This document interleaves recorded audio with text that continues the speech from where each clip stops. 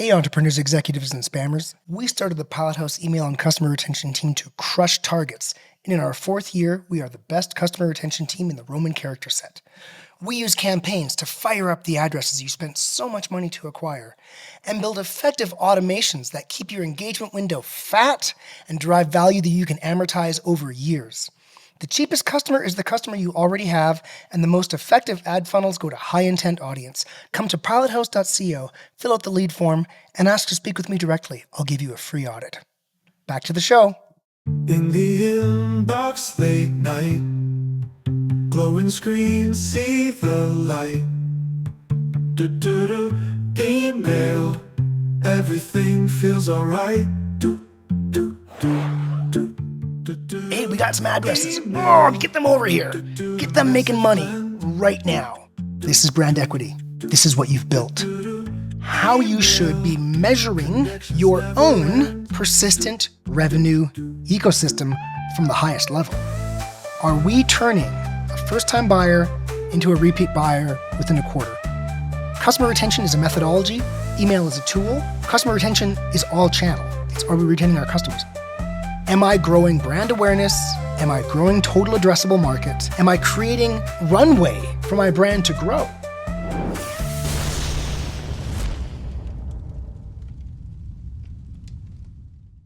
It's the world's best email retention podcast, and I'm your host, Jordan Gordon. We are a member of the DTC network of podcasts and the philosophical home of the Pilot House email and customer retention team. If you want to make the sweet nectar of low-cost revenue a big part of your digital ecosystem, then follow us on your favorite podcast app today. This time we're going to do a little follow-up. We discussed the various ecosystems in your digital marketing framework. And particularly, we discussed the persistent revenue ecosystem, which is email, SMS in the form of campaigns, flows, on-site CRO, and a portion of retargeting or remarketing that gets driven from email-driven visits, and a portion of branded and direct that gets driven through relationship maintenance, through kind of sending someone campaigns for 2 or 3 years. That is the persistent revenue ecosystem in your digital framework. It represents, for a pure play e-com, let's say you're not in Target or whatever, it is the representation of your brand equity in your P&L. It is what you've built, and it is what remains if you turn the lights off on advertising. Okay? I was going through reports, and I saw this and thought, oh my God, that is exactly the podcast we just ran. So look, I'm showing you just a screenshot of a report for some random client of ours. So in a way, I apologize. I talk my book in some way, but you can use this at home, entrepreneurs, executives, and spammers, to understand how you should be measuring your own persistent revenue ecosystem from the highest level, right? So importantly, these ecosystems are multi-channel in nature, right? So you cannot just look at Meta and Google and think you understand advertising. People discover you in lots of, I'm sure you're doing, if you're only doing Meta and Google, then I guess, yeah. But you can't think about your persistent revenue system by only thinking about email and SMS. There's more to it, right? When you think about mass market advertising, you have to think about where those eyes go. They don't all go into retargeting or remarketing. Not all of them click on those ads, but some of them think about your brand. They tell, hey, tell my wife, hey, there's this thing. And then they search your brand name and then they're in organic. So you cannot just think about channels.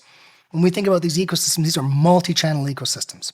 So the first way to think about it is not through channels at all, which is what we're going to discuss right here. This is the most fundamental way to think about and measure this, okay? And then the next way, which is more complicated, is to go into your own digital framework and start breaking up the channels so the different portions of that channel that belong in different ecosystems can be pulled out in a measurement capacity. Oh, hey, here's the remarketing. I've put it together in a way that I can both add it to the persistent revenue ecosystem, which includes email and SMS, and I can measure it with the advertising ecosystem, right? That kind of organ, within that channel must be able to be measured in multiple ecosystems. Okay? So that is the more sophisticated way to measure these ecosystems and is important if you ever want to use them tactically. And again, what were the things that these are supposed to do? One is, am I growing brand awareness? Am I growing total addressable market? Am I creating runway for my brand to grow? The other is, am I bringing in first-time buyers right now? Right? So that was the mass market. That was the brand awareness ecosystem, and then the advertising revenue ecosystem. Look, am I just pumping as many new first-time buyers into this thing as I possibly can? Because, what's the use of having runway from the brand awareness ecosystem if we're not running? Right? So then you've got this other important part, this other important ecosystem. And then you've got the persistent revenue ecosystem, which is most related to the good work we do here in the World's Best Email Retention podcast, which is where does it all go? Right? What does success look like? Success looks like your persistent revenue ecosystem, which consists of channels and also consists of your base and the health of your base. How big is your base, all customers? How big is your active base, all customers who purchased in the last 12 months? And what share of that active base is repeat active, meaning they've purchased in the last 12 months and they've purchased more than once ever, right? Also, in there is your pond, which are people who've given you permission to market to them, but they've never purchased. And the pond is an important source of residual revenue. It's not the largest portion of revenue. I mean, when you look at your buyers, stale prospects are 5-10% at most of your kind of revenue every month. Sorry, 5-10% of your buyers. They're probably purchasing on a smaller AOV too. But what, are you going to walk away from 5-10% of your buyers? No, of course you're not.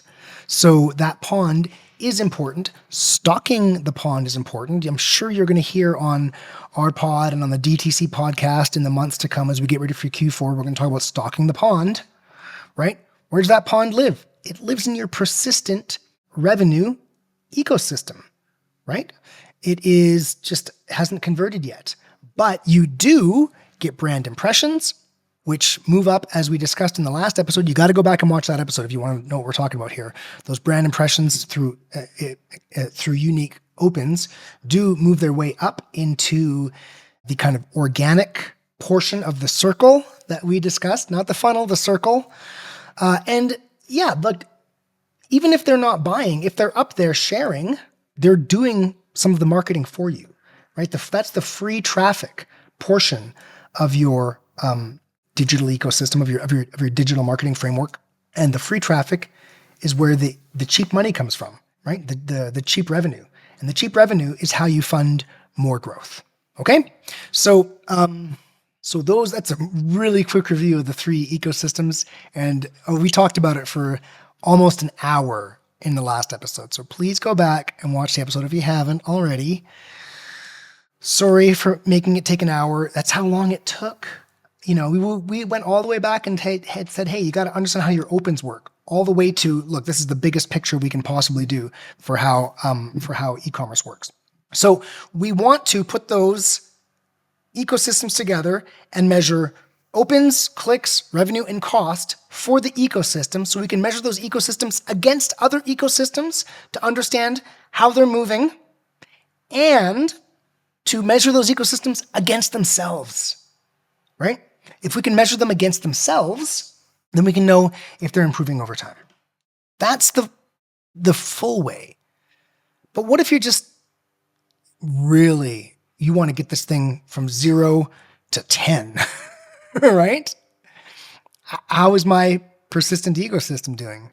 Here's an example. I saw it and I was like, this is just a perfect example of what we just talked about. So random brand.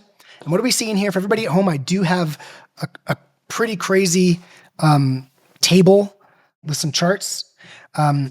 If you are just driving in the car or whatever, don't worry. I'm going to talk through it. But what we're seeing here is buyers by stage. We got stage 0, stage 1, stage 2. Stage 0 is a new address. Okay? Stage 1 is a first-time buyer. And stage 2 is a new repeat buyer. A new repeat buyer. It's someone's first repeat purchase. This is your customer retention funnel, right? Now remember, customer retention is a methodology. Email is a tool. So customer retention is all channel. It's, are we retaining our customers? I think we had a recent episode where we talked about like customer support is customer retention. What someone sees when they open the box is customer retention. All these things are customer retention. If you're not thinking about all those things, you're not thinking about customer retention. If you're not thinking about how long it takes to respond to someone's email when they have a complaint, you're not thinking about customer retention. So this is your customer retention funnel, right? And we are mostly involved here at the World's Best Email Retention Podcast in the promotional portion of customer retention, reaching people through digital marketing channels. So here's a brand who made the very smart, very forward-looking decision to invest in what we're now calling here on the pod the persistent revenue ecosystem, right? And then what happened?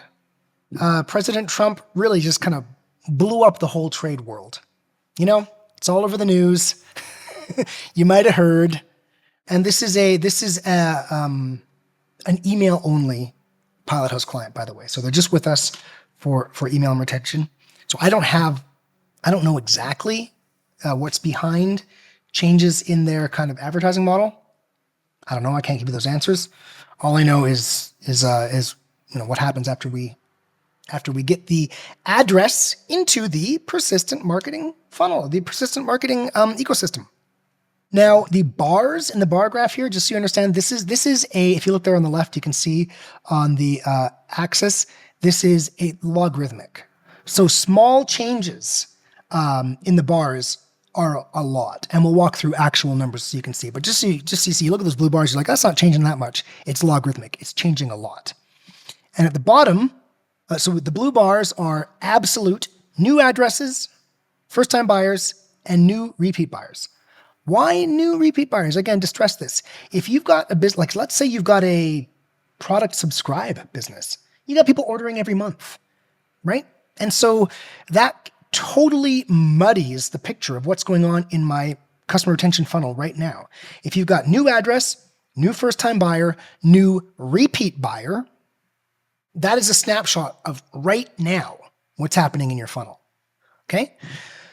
The data we have here is quarterly. Q2 is to date, so there's some time missing. By the time you hear this, probably Q2 will be over. But anyway, whatever. Just so you know, there's a couple weeks of data missing out of this for that quarter. So the absolute numbers will go up a bit, but the rates will stay the same. And the rates are what we're going to discuss. Okay, and entrepreneurs, executives, and spammers. If you're on the brand side and you got lots of time, you should be putting together similar reports. Look, this is a freebie. This is a freebie, how to rock, how to impress your boss, how to get results as an entrepreneur, right? How to understand what's really happening with your business, okay? Here's a way to do it. Now, you might find some software that does this. Honestly, every time I find software that does, it's always like rinky-dink, ultimately, like, let me tell you this. I've worked at billion-dollar companies, and at billion-dollar companies, they're passing around spreadsheets just like this. Why? Because you can correct the data, because you can get exactly what you want. They're not using, the rinky-dink stuff software that you see, And if you have found some rinky-dink software that does what I'm doing right here, God bless you, right? I'm so happy for you, and happy for the time that you're going to save not needing to do this. So yeah, quarterly. The blue bars are absolute new addresses, first-time buyers, and new repeat buyers. And the red lines are rates. It is so on the left, it's the rate of new address to new repeat buyer. I mean, essentially in the same quarter, right? Although these are not lined up as quarters, so someone from a previous quarter can sneak in.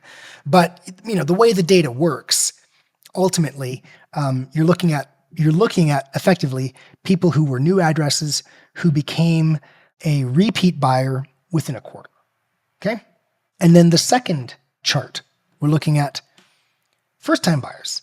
And the rate is new addresses that become first-time buyers in the same quarter. So the first one was new addresses that become repeat buyers. The second one is first-time buyers, is the blue bars, and the red line is the new addresses that became first-time buyers. Okay? And the third one, the blue bars, are new repeat buyers. And the red line is first-time buyers that became new repeat buyers, essentially in a quarter. Okay? So just very simple funnel rates. Very simple funnel rates. Okay, now let's look at the top in the absolute values. Let's really bring this one home and show what's going on here. Q1, 42,000 new addresses. That's just stuff coming in from either the advertising revenue ecosystem or the brand awareness ecosystem, right? That's where it's got to come from. They got to get it in the site somehow, right? And when you look at kind of previous quarters, 31,000, 35,000, same ballpark. And then in this quarter, 17,000. It's like drops more than half, right? Drops like 60% or something like that. Huge, maybe 70%. Huge drop, okay? 2/3 in new addresses. Most businesses who weren't forward thinking, who weren't thinking, I'm going to invest heavily in my persistent revenue ecosystem, right? Those brands would be crushed by this, destroyed, right? And importantly, you might think to yourself, oh yeah, but what about, they've a product subscribed business that, we've still got, stuff coming in. Yeah, sure, true. But eventually those churn. And that's why we're looking at here to make sure that, because some, what about product subscribe? Okay, hold on. This one does first time buyers and new repeat buyers. So we're removing that, okay, from the numbers. That's not muddying our numbers. Most brands would get destroyed by this, right? So much less coming in the front door. Okay, well, what if they were doing bad addresses before, right? Okay, well, let's look what happened to first-time buyers, which is not really part of the persistent revenue ecosystem. Email is in there because we talked about the advertising revenue ecosystem, which has, abandonment flows and stuff like that. Email's in there, right? But that's really for driving first-time buyers. Well, we see right below that, FTBs, right? Went from 14,000 in Q1 to 4,600 quarter to date. Also got crushed. It also got crushed. Yeah, down, sorry, I see it right here, down 68%. Again, it's missing a couple weeks, right? But crushed. So you're a brand, for whatever reason, I don't know all the nuance, but for whatever reason, you turn off your top of funnel.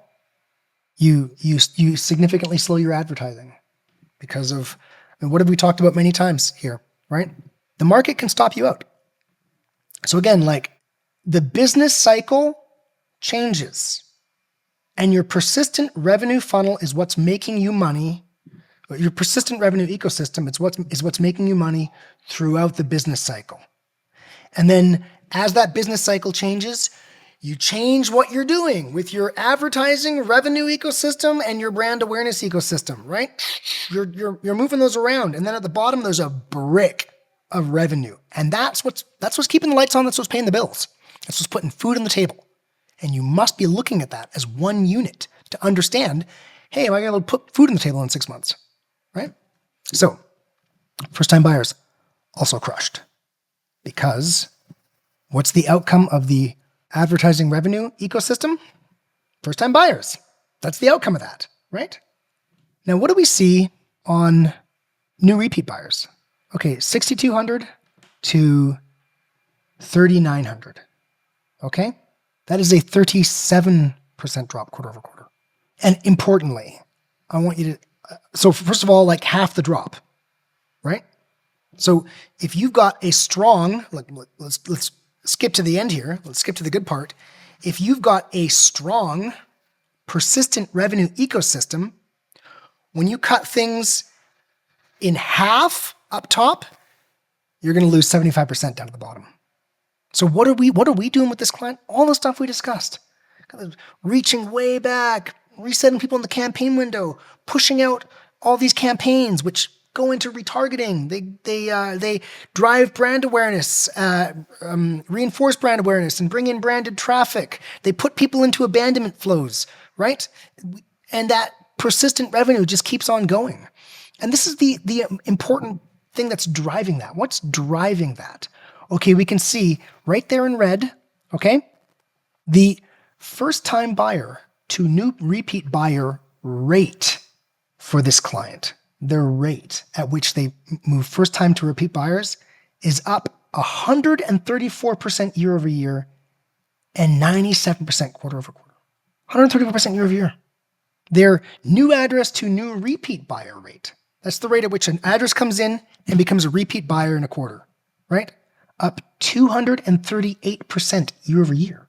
That's how your persistent revenue ecosystem expresses itself in your retention funnel, right? And your retention funnel ends with a retained customer, someone who's bought twice. That's where your retention funnel ends. I mean, it can end with a friend referral and then a friend buys for a first time. That's kind of nuancy, right?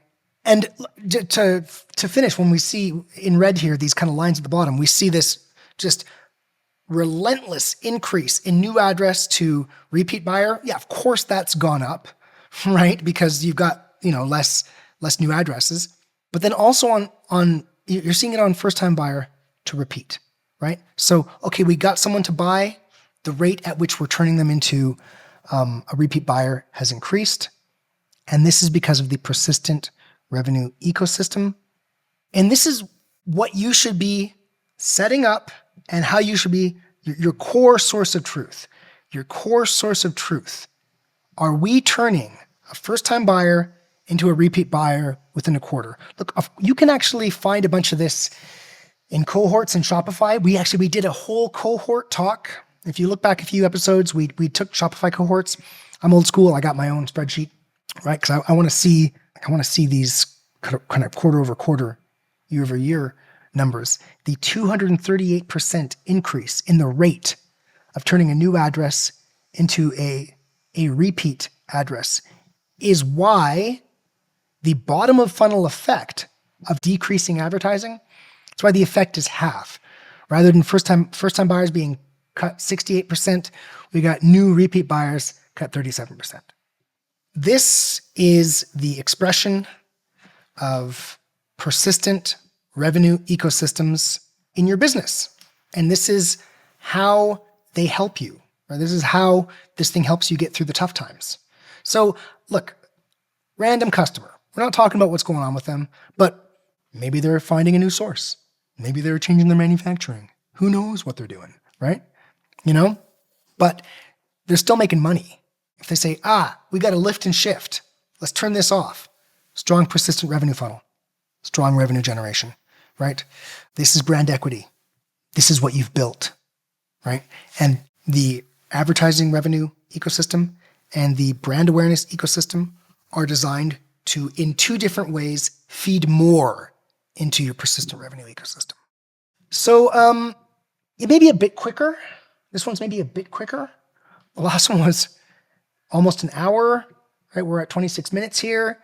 Put the two together, that's a couple 40-minute episodes or something like that, to understand how the persistent revenue ecosystem expresses itself in your business and give you some ideas of the importance. Like, what is the importance of turning a new address into a repeat buyer at 238% better year over year? What's the importance of that, right? The importance of that is getting stuff, hey, we got some addresses. Oh, get them over here. Get them making money right now. Get them interested. Start upselling them. Start cross-selling them. Hey, maybe you'll like this too. Just get that as soon as possible, right? That's the importance. Okay, entrepreneurs, executives, and spammers. Have fun spamming. In the inbox late night, glowing screens see the light. Email, everything feels alright.